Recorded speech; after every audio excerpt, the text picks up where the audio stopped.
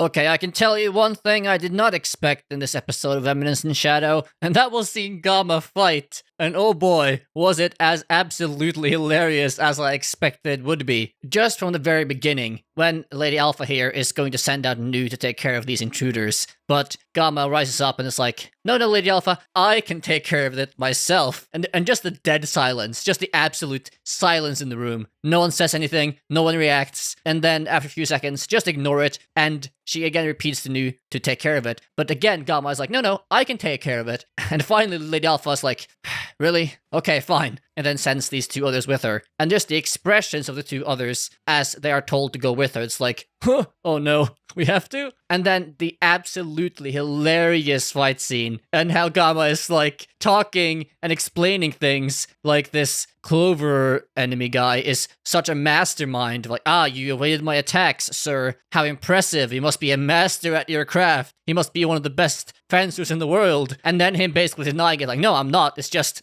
no, please get me away from this woman. I can't anymore. And seeing her trip herself on rocks here and there, and it's like, I see you. Put the rock there in my way to hinder me. What a strategy, my good sir. It's like, goddamn, dude. Gamma is such a precious thing. That fight scene was so hilarious. I rewatched it like 3 times before continuing the episode because I was just bawling, having such a good time with it.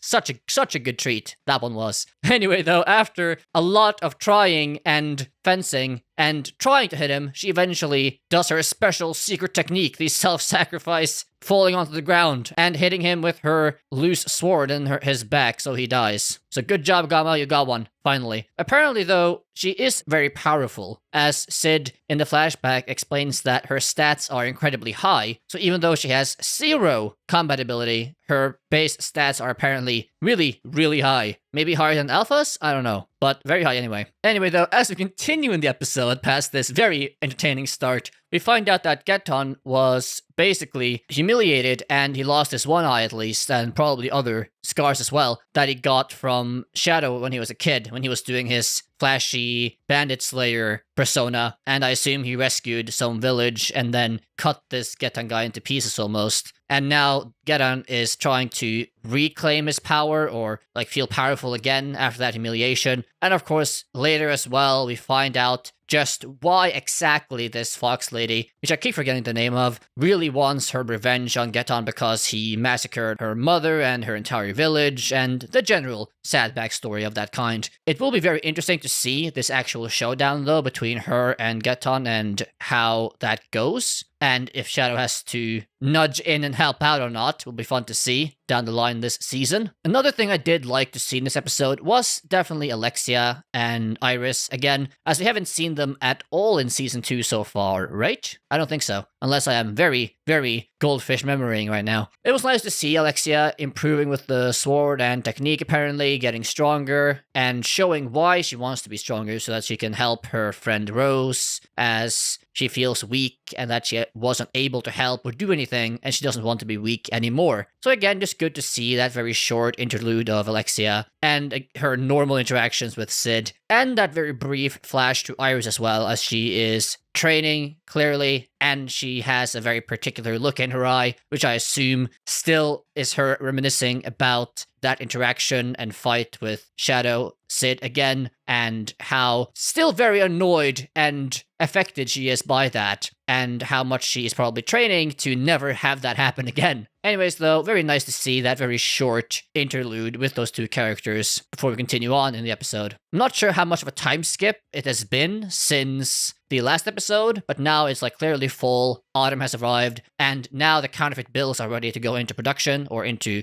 distribution, I mean, and that's what starts happening. And then, of course, Shadow Garden, Mitsurugi company, finds out that the counterfeit bills are now in circulation. The corporate alliance also finds out, and of course, Alpha is like, who is behind this? Who could it be? And then she herself thinks about, wait, are they trying to crash the credit system? Which we also find out apparently Geton was also trying to do, but Shadow beat him to it because Geton was going to do the same exact strategy of crashing the entire credit system, bringing down the corporate alliance and Mitsurugi as his mission from the cult. but since Shadow beat him to it and started before the cult did, the cult still has a lot of valuables in the Corporate Alliance company, so if the credit system goes down now, the cult will lose a lot of money. Well, too bad for them, I guess. I have to again, though, give credit to Eminence and Shadow for really throwing shade at the entire modern credit system and paper money system. As they say in this episode, which is very true, they are highlighting how worthless paper money really is, both in their world and in our own. Because paper money is backed by nothing. It only has value because people think it does. And because people trust in the word of their leaders and their countries and their central banks, whatever else, that this money actually has value because we are guaranteeing it. Guaranteeing it with what? Nothing. Just empty words. And if it actually is a collapse, it will be worth nothing. But again, I appreciate how they are actually highlighting that and how you can draw allegories and parallels to the real world. Though again, that's probably just me doing that because I'm really into finance on the side. But I appreciated it nonetheless. Now, at the end of this episode, though, I also really enjoyed seeing 664, 665, and 666, aka Rose, going on their mission to take care of some of this counterfeit currency that they got as a mission from Gamma, and then John Smith showing up to stand in their way. And of course, John Smith introducing himself as very casually, yeah, I am John Smith, as he uses some unique attacks using magical threads, apparently, to capture and then throw the Shadow Garden members out of the window of the train so they can't pursue. I thought that was very funny and just entertaining, and I can't wait to see how John Smith is going to carry himself and use this new persona to fight with Shadow Garden indirectly until they all realize that it's actually Sid and Shadow, and how all that hilarity is going to play out. It's going to be very, very fun. But after this whole point is where we get one of the more intriguing parts of the episode for me, and that intriguing part is seeing Rose and how she is clearly still struggling with her new role in Shadow Garden, like as she is told by number 665, I think it is